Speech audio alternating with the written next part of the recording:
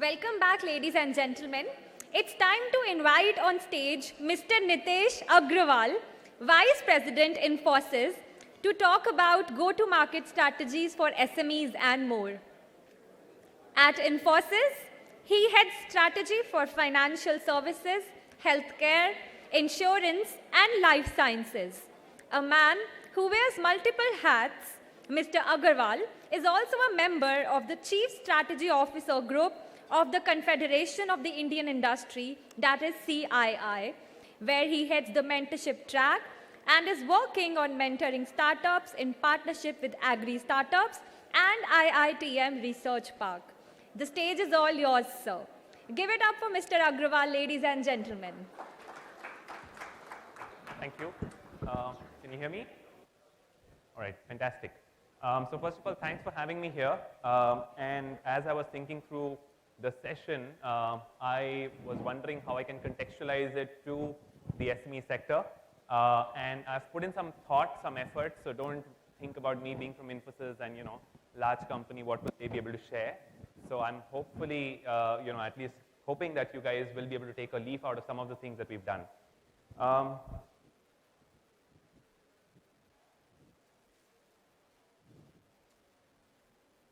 Just a minute.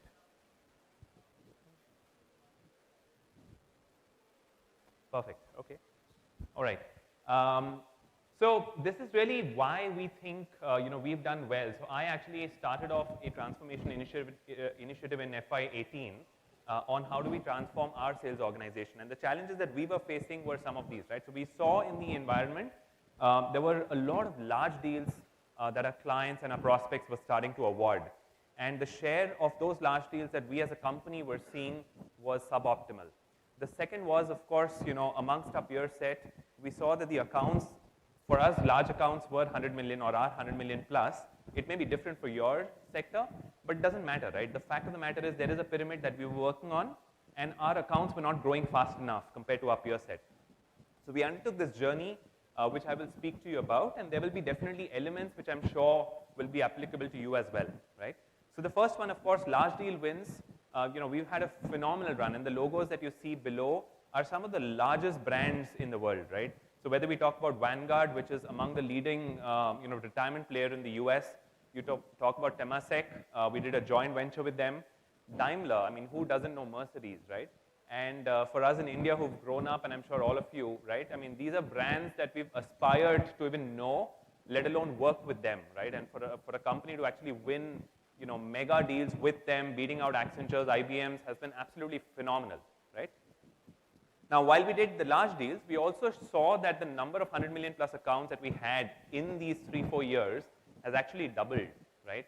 So we went from what we had 20 100 million plus accounts, we've hit 38, at the end of FY22. So today, what I will try and do is I will try and talk about what actually we did as part of this journey, and how did we define the sales transformation program at the company, right? So this is really the first bit that I would, suggest you all think through. Now again, please don't look at it as a, lift and shift. You can, of course, tailor make it to your company, but we started with the 3 E's, right? And the first one is explore, which are the new logos and the new markets that we're going to go in as a firm, right? And I'm sure the same applies to you as well. Even if it's one country, the US, that you're targeting, the question is how do you sub-segment that market, and which is that segment that you want to go after for the new logos and new clients. The second is what we call the extract, which is extracting large deals in the context of the SME sector. Maybe the deal sizes are different, but you will always have a challenge of, I'm good with deals up to a certain size, but I'm not able to know how to crack deals above that, right? So what do I do for that? And the last element is what we call expand, which is, it doesn't matter what size company you are, but you always have a pyramid of clients, right? And what is that pyramid that you really need to get to is a question that we were also grappling with, right? So why are new accounts, of course, important is because they are the future revenue generators, right? And so if you don't have new clients continuing to get added, your existing clients will only be able to do that much for your growth, right? So how do you avoid, however, when that is happening, how do you avoid the crowding out?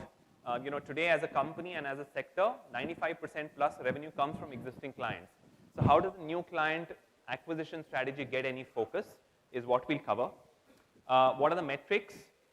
Coming to large deals, again, why it's important is we are in an environment where cost takeout is extremely important. Cloud migration transformation is important. So large deals are being avoided, and if I don't have a strategy for that, then I'm definitely going to miss out on something. Finally, on the account expansion, again, like I said, it's extremely important to think through what is the pyramid that I want as an organization. And therefore, what do I do for each aspect of the pyramid? And how the pyramid has to grow is something that we've put in good thought on.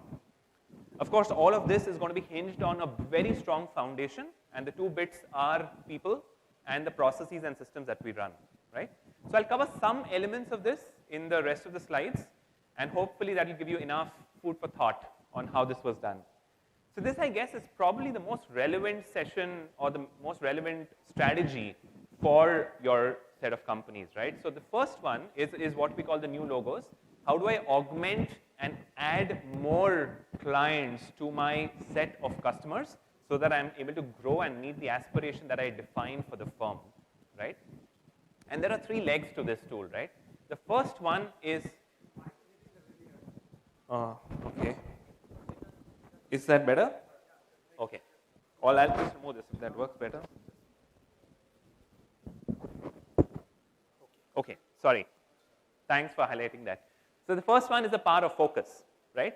And when I say power of focus, even a company which is large or small needs to have an extremely strong focus. So we were actually in a challenging situation where we would open 200 logos a year, but guess what was happening? We would open 200 logos, but all of them were very, very small in the context of the company.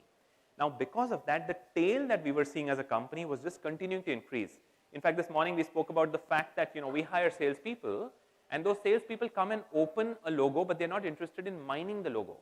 So how do I define that the logos that I'm opening are the logos that we want to sustain as a company and that we can service for a long time, right? So the power of focus is extremely important.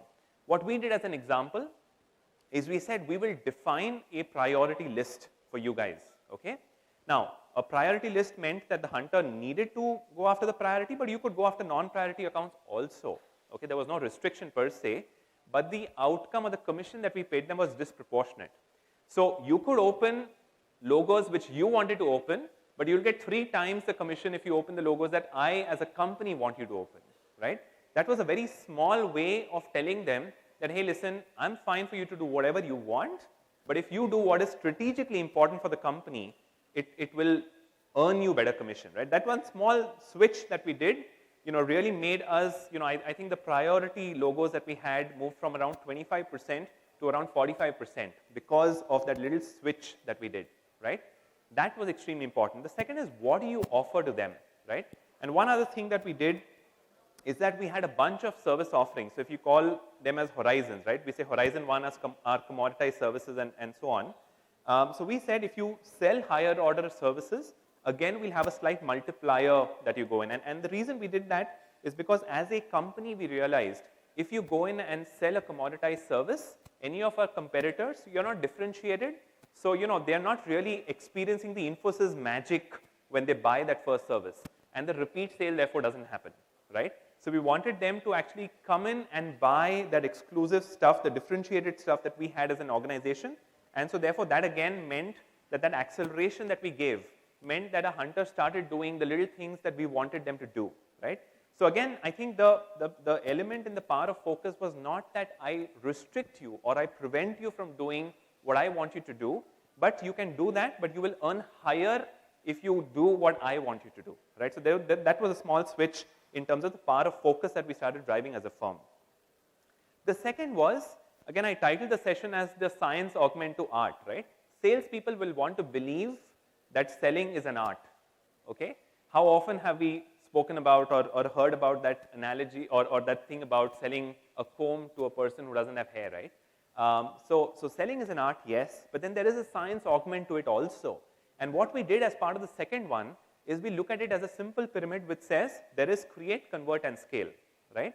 So I am going to, as a company, be extremely focused on how each of these is faring. We defined a metric which says my pipeline is strong if the pipeline is a certain multiple of the revenue that I aspire, right? So we started doing that, and we started measuring quality through the channels that we have. So I was not very happy if they had 5 large deals which completely are choppy, and the moment one large deal goes off, my pipeline drops. I want pipeline across all stages. I want pipeline from all on all channels. So which means if I have advisors as my channel partners, I want some pipeline from them as well. You guys as salespeople can get in pipeline. I treat that as a channel. And so I diversified my pipeline across multiple channels to ensure that it's not dependent on one particular set, right? So that was the creation of the pipeline. On conversion, again, I think the one thing that we've done is we've moved the new account opening from an individual sport to a team sport, right? So what we've started doing is, we put in a lot of effort as a firm to actually win the new logo, but the hero tends to be the salesperson opening it, right? And we said, okay, we'll announce a deal incentive which says that it's a team reward, right?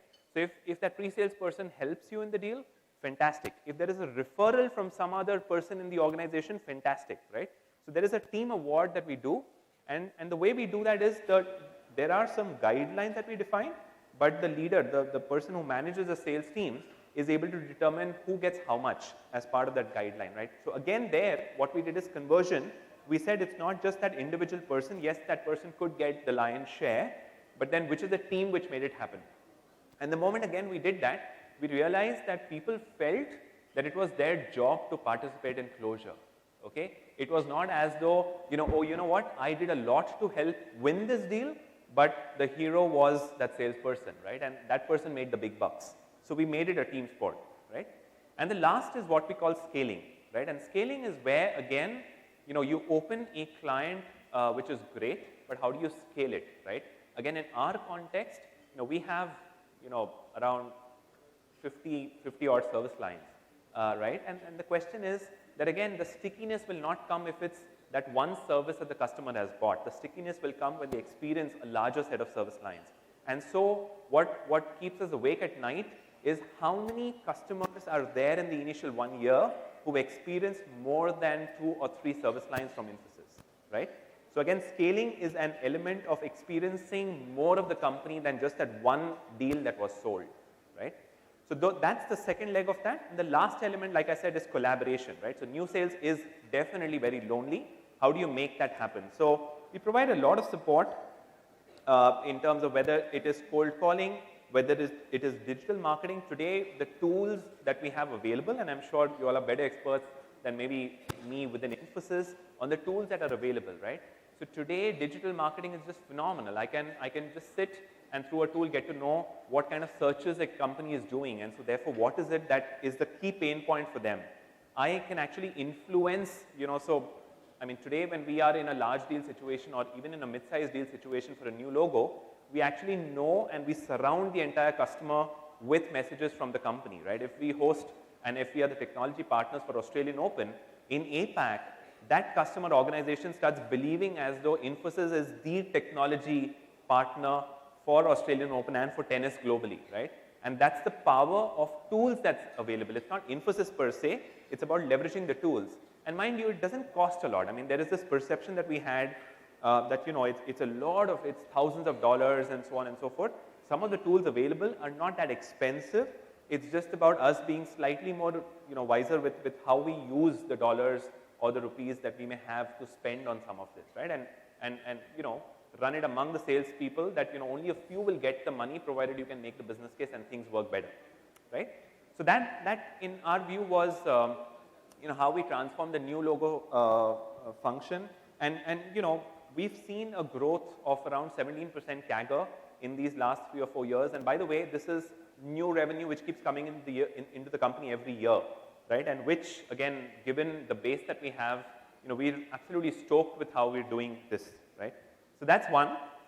The second strategy that I'll cover is the pyramid, right? And we are massive believers on the fact that it's not just the largest set of clients or any particular element, but the entire pyramid has to grow, right? And we started deploying that on the talent side, but now we start deploying that on the customer side as well. So we define a customer pyramid. So for example, how many 100 million plus, how many 50 to 100, 10 to 50, etc. that we'll have. Like I said, take it for what it's worth, but apply a pyramid in your context also. and then define where you want the pyramid to go, right? And what we've learned from our experiences, there are two parts which matter to improving the pyramid. The first one is the structure, right?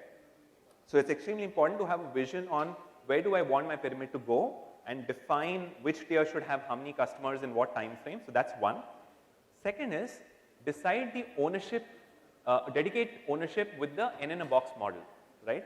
Now again, we've heard a lot about the 2 in a box model or a 3 in a box model.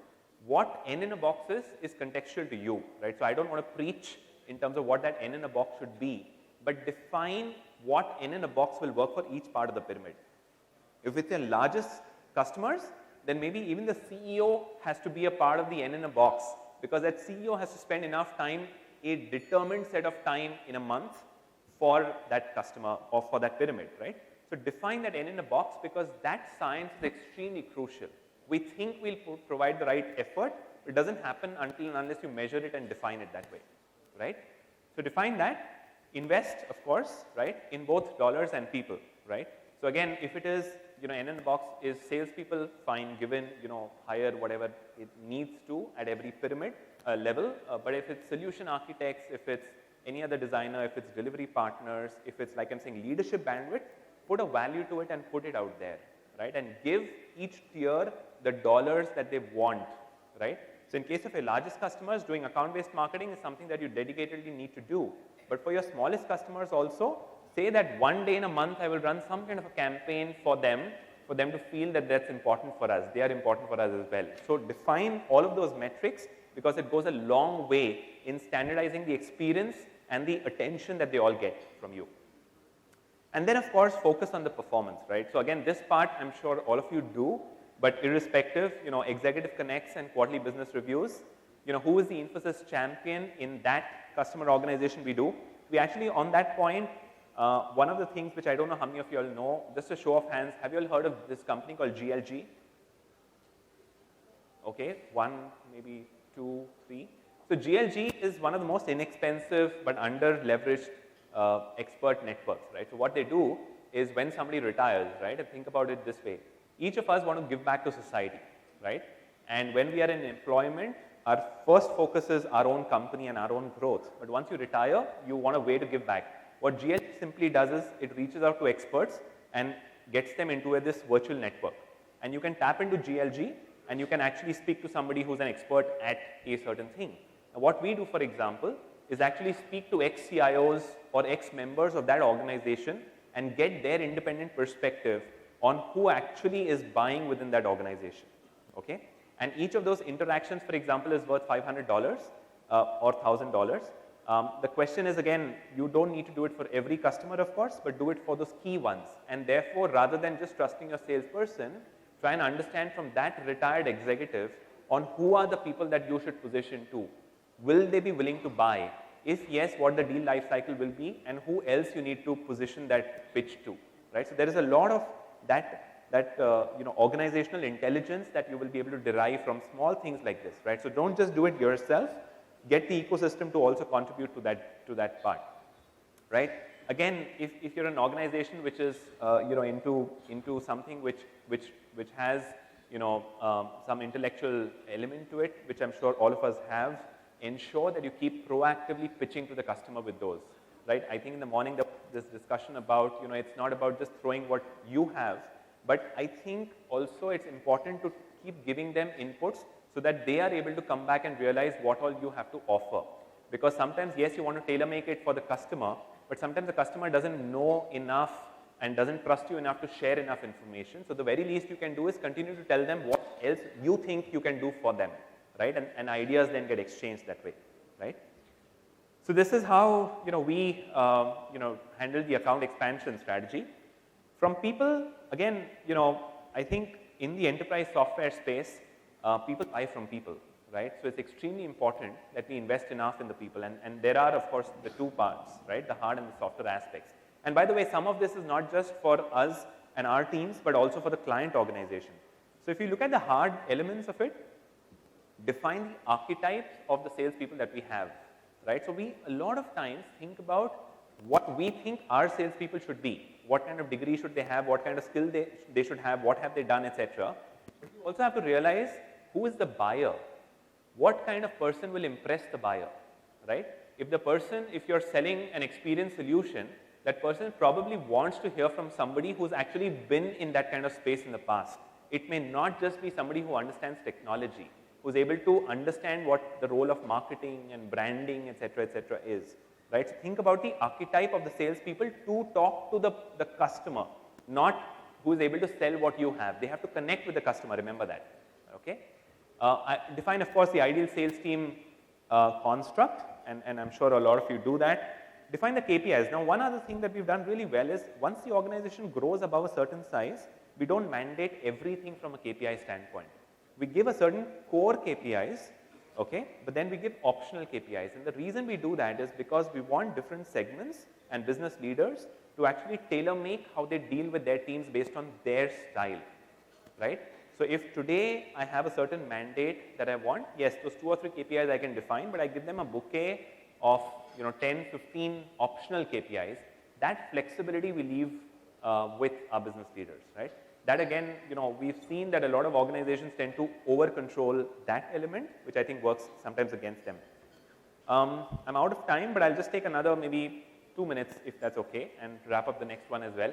Soft aspects, the think life cycle, right? So again, when you're talking to people or you're hiring people, ensure that you hire and give them an extremely good experience across all parts of it, right? Whether it's hiring, retention, or attrition, we tend to ignore some of these elements, but that's important. Remember, it's a very small world today. Even the process of attrition, when somebody resigns from a firm, don't leave them with a bad taste, right? Ensure that you keep a good connect with them, because you never know when the next opportunity comes through, right? For yourself or for your company. Rewards are not about money or individuals. It's just insane. It's insane how I've realized that a simple iPhone, an iWatch, etc., is something which motivates people. They can buy it themselves. They have enough bonus pays and commissions. But an iPhone given by the company is much more important to them than what we think it is, right? It's as simple as that. It is a lot of small elements like this which we think people really fancy and love, and their families also enjoy that. The last bit is invest in people based on colors, and this is something which again I didn't know about colors. I didn't know about the colors framework. So there is a simple colors framework. 4 colors. Yellow stands for people. Red is high goal orientation, and so on and so forth. You can look it up. Green is process. Blue is blue sky thinking. Remember, like I said, people buy from people. You have to understand the colors orientation of your client audience, and you need to buy or have salespeople who have similar orientation. A lot of times I have seen in my team, after I learned this process, there are people who are high on yellow. For them, a conversation has to start with, how are you? How was your weekend? How was your family? How is your family doing? How's your kid doing? And so on and so forth. There are people who are high on red, which means immediately get to, so what do you have to offer? What do I need to do, etc., right? Again, just think of some of these smaller aspects, because it really makes selling that much more effective. And I'll just conclude with this. Again, the simple point that I want to make here is, we are geared as a culture and as an organization that we want to control, right? And the left part is all about control, whether it's CRM or the system of record, whether it's the way we run our sales operations, whether it's the culture, commissions, etc. Everything is about control. But I think the one big change that I've seen in the last few years, especially with this growth mindset book by Satya Nadella, was that trust people, move it more to the right. And that's what as an organization also we've started doing. CRM today is not a system of record only, but we keep challenging ourselves on how it becomes a system of intelligence. I don't want you to enter the opportunity, but if you enter the opportunity, I'll tell you 10 things about it which can make your selling easier, which can make you more effective in doing that, right? The last part, commission also, we have a commission for our new sales engine, but we continuously every quarter formally ask for exceptions to the policy. Why do you need an exception override, and what really is the scenario? And the reason we do that is because we continuously want to understand what is the policy not covering. Why is it that the behavior that they are exhibiting is different from what the policy is wanting, to allow us to make policy changes, right? So I think the big change that I would want to leave you with is, it's not about controlling, but it's about empowerment. Trust people, and they will give back more than we think they will, okay? And then this really is my last message for you all. So like I said, I think define the 3 E's. Depending upon your organization, I've of course laid out what we do at Infosys. Define what the 3 E's, which is new accounts, large deals, and the pyramid is for y'all, and accordingly go and work on that. Create your alpha team because they are the ones who have to connect with the customer and sell to them. And the last, of course, is look at tools and systems and processes as accelerators, not as control measures, right? And that's what I had today to cover. Well, thank you for that, sir. Like they say, well begun is half done. So thank you for your astute and action-oriented inputs and hitting the dart right. We could take one question from the audience. So if anybody would like to ask anything. We have a hand up from there.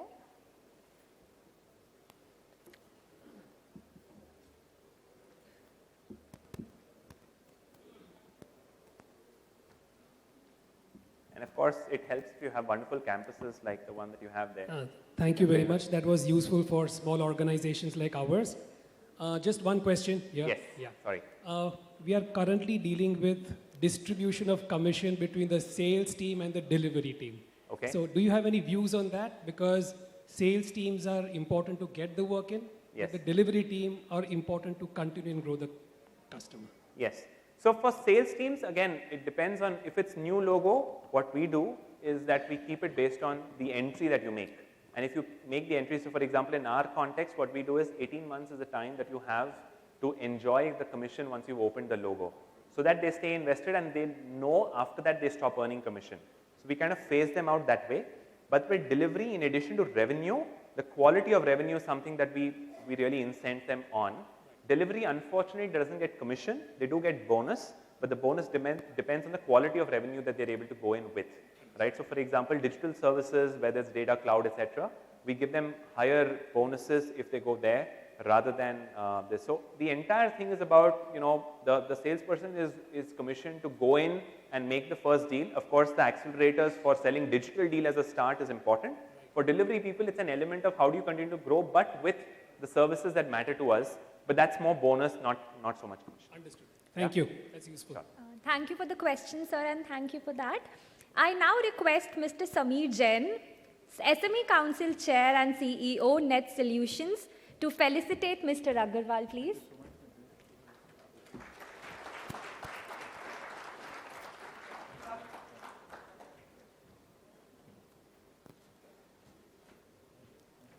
Thank you.